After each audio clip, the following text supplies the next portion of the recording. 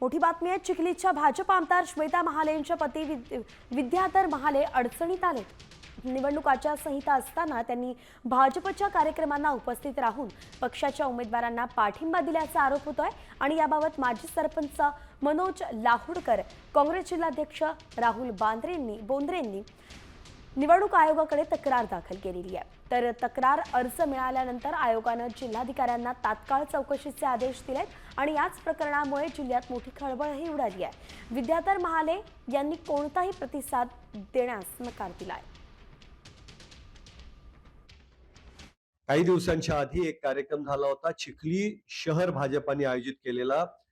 नगरपालिकेच्या निवडणुकीच्या पार्श्वभूमीवर असलेल्या या कार्यक्रमामध्ये स्टेजवर भाजपांच्या सर्व नेत्यांचे फोटो होते। चिखली शहर भाजपा आयोजित कार्यक्रम लिहिलेलं होतं आणि त्या कार्यक्रमांमध्ये भाजपाचे मार्गदर्शक म्हणून विद्याधर महाले यांचा फोटो छापलेला होता। स्वतः विद्याधर महाले त्या कार्यक्रमाला पूर्ण वेळ हजर होते आणि त्या कार्यक्रमामध्ये त्यांनी भाजपाला नगरपालिकेमध्ये निवडून देण्याच्या संदर्भात भाषण पण केलं। अशा पद्धतीने एखाद्या सरकारी अधिकाऱ्यांनी राजकारणामध्ये सहभाग घेणं हे अत्यंत निंदनीय आहे, अत्यंत चुकीचं आहे, बेकायदेशीर आहे।